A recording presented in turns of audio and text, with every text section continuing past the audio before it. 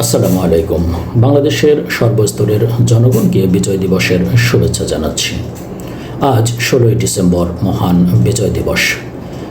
সাথে সাথে স্মরণ করছি যাদের জীবনের বিনিময়ে আমরা স্বাধীন সার্বভৌম রাষ্ট্র পেয়েছি, সেই সকল মুক্তিযোদ্ধাদের, যাদের ইতিহাস কখনোই ভোলা সম্ভব নয়, যাদের ইতিহাস ভুলতে হলে বাংলাদেশকে ভুলতে হবে, যাদের বাংলাদেশের সাথে যাদের ইতিহাস, যাদের জীবন, যাদের যুদ্ধ, যাদের ত্যাগ রক্তের মতো মিশে আছে, সে সকল মুক্তিযোদ্ধাদের প্রতি শ্রদ্ধা নিবেদন করছি। আজ স্বাধীনতার 54 বছর পরেও আমরা আলোচনার টেবিলে যে বিষয়গুলো দেখতে পাই, সেইগুলো জাতি হিসেবে সত্যি আমাদের জন্য লজ্জাকর। যারা জীবনের বিনিময়ে, যাদের জীবনের বিনিময়ে আমরা স্বাধীনতা পেয়েছি, যারা এতটা স্যাক্রিফাইস করলেন এই দেশের উন্নয়নের জন্য, দেশের স্বাধীন সার্বভৌমত্ব রক্ষা করার জন্য, তাদেরকে উপেক্ষা করে আমরা বাংলাদেশকে একজন আরেকজনের দিকে কাদা ছোড়াছুড়ি করে একটি অন্ধকার বাংলাদেশের দিকে নিয়ে যাচ্ছি। অথচ যদি সত্যি আমরা মুক্তিযুদ্ধকে ভালোবাসতাম, মুক্তিযোদ্ধাদের প্রতি আমাদের সম্মান থাকতো, তাহলে আমাদেরকে প্রথমেই ভাবতে হবে কেন তারা এই মুক্তিযুদ্ধ করেছিলেন, কেন তারা যুদ্ধ করেছিলেন। এই দেশকে স্বাধীনতা এই দেশকে স্বাধীন করার জন্য, এই দেশের সাধারণ মানুষের ভাগ্যকে পরিবর্তন করার জন্য, এই দেশকে উন্নত করার জন্য, এই দেশ থেকে দুর্নীতিবাজ, এই দেশ থেকে চাঁদাবাজ, এই দেশ থেকে জঙ্গিবাদ, এই দেশ থেকে ঘুষ, এইগুলো দূর করার জন্য। তাহলে সেই বিষয়গুলো নিয়ে যখন আমরা কথা না বলে তাদেরকে নিয়ে সমালোচনা করি, তাদেরকে নিয়ে আলোচনা করি, তাহলে সত্যিকার অর্থে এই স্বাধীনতার মর্যাদা, এই স্বাধীনতার মূল্য কোথায় থাকে?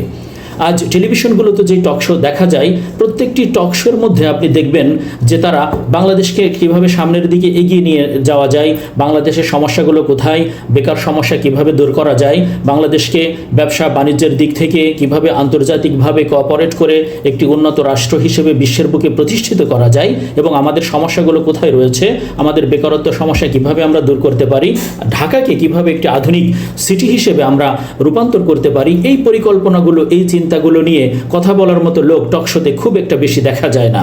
টকশোতে আমরা শুধু কাদা ছোড়াছুড়ি করতে পারি, একে অপরের গীবত করতে পারি। অথচ আমার জানা মতে বাংলাদেশে এমন কোনো রাজনৈতিক দল নেই যেই দল চায় না বাংলাদেশে শান্তি প্রতিষ্ঠিত হোক, বাংলাদেশ উন্নত রাষ্ট্র হিসেবে বিবেচিত হোক, বাংলাদেশ থেকে দুর্নীতি নিপাত যাক, ঘুষ, চাঁদাবাজি, সন্ত্রাসবাদী, জঙ্গিবাদী বাংলাদেশ থেকে নির্মূল হোক। তাহলে প্রত্যেকের চাওয়া যদি একটাই হয় যে আমরা বাংলাদেশকে স্বাধীন সার্বভৌম রাষ্ট্র হিসেবে প্রতিষ্ঠিত করেছি এবং এই দেশকে একটি আধুনিক বাংলাদেশ হিসেবে আমরা প্রতিষ্ঠিত করব, এবং আমাদের দেশের যে সমস্যাগুলো রয়েছে এই সমস্যাগুলো আমরা সবাই সম্মিলিতভাবে দূরীভূত করার চেষ্টা করব। এটা কিন্তু প্রত্যেকটি রাজনৈতিক দলের এবং প্রত্যেকটি রাজনৈতিক দলের কর্মী এবং শীর্ষ স্থানীয় নেতৃবৃন্দ যারা রয়েছেন তাদের সকলেরই কিন্তু একটাই চাওয়া। তাহলে সমস্যা কোথায়? কেন এগুলো নিয়ে আলোচনা হয় না? টকশোগুলোতে কেন আমরা এই আলোচনাগুলো দেখি না? আমাদেরকে এই জিনিসগুলো নিয়ে ভাবতে হবে। এখন আর ওই পেছনের ইতিহাস নিয়ে কাদা ছোড়াছুড়ি করার সময় এখন আর নেই। 54 বছর আমরা পার করে ফেলেছি। এখন আমাদের উচিত সবাই সম্মিলিতভাবে আপনি দেশকে কিভাবে সামনের দিকে এগিয়ে নিয়ে যাবেন, দেশের জন্য কি কাজ করবেন, দেশের অর্থনৈতিক সক্ষমতা কিভাবে তৈরি করবেন, দেশের বেকারত্ব কিভাবে দূরীভূত করবেন, নতুন কর্মসংস্থান কিভাবে সৃষ্টি করবেন, ঢাকাকে কিভাবে বসবাসযোগ্য একটি আধুনিক নগরী হিসেবে প্রতিষ্ঠিত করবেন, আপনাদের আলোচনার টেবিলে এইগুলো আনা উচিত বলে আমি মনে করি।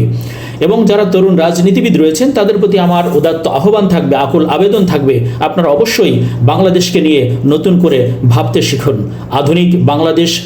আধুনিক বাংলাদেশকে কিভাবে গড়বেন, কিভাবে বাংলাদেশের অর্থনৈতিক সক্ষমতা বাড়াবেন, কিভাবে আন্তর্জাতিকভাবে ব্যবসা বাণিজ্য সম্প্রসার করবেন, কিভাবে আমদানি এবং রপ্তানি বাণিজ্য ঠিক করবেন, কোন কোন পণ্যগুলো আমাদের দেশে আরও বেশি উৎপাদন করতে হবে এবং আমাদের সক্ষমতা কতটুকু রয়েছে, এবং বিদেশে আমাদের কর্মসংস্থানের জন্য যেই প্রবাসী ভাইয়েরা বিদেশে অবস্থান করছে তাদেরকে আপনারা কিভাবে ট্রিট করবেন, তাদের অর্থনৈতিকভাবে তাদেরকে কিভাবে সক্ষমতা তৈরি করবেন, এবং বিদেশে কিভাবে নতুন কর্মসংস্থান সৃষ্টি হবে, দেশে কিভাবে নতুন কর্মসংস্থান সৃষ্টি হবে, ঢাকাকে কিভাবে আধুনিক ঢাকায় পরিণত করা যায়, কিভাবে যানজট মুক্ত আধুনিক ঢাকা হবে, এই বিষয়গুলি নিয়ে আপনারা কথা বলুন, এই বিষয়গুলি নিয়ে আপনারা চিন্তা করুন।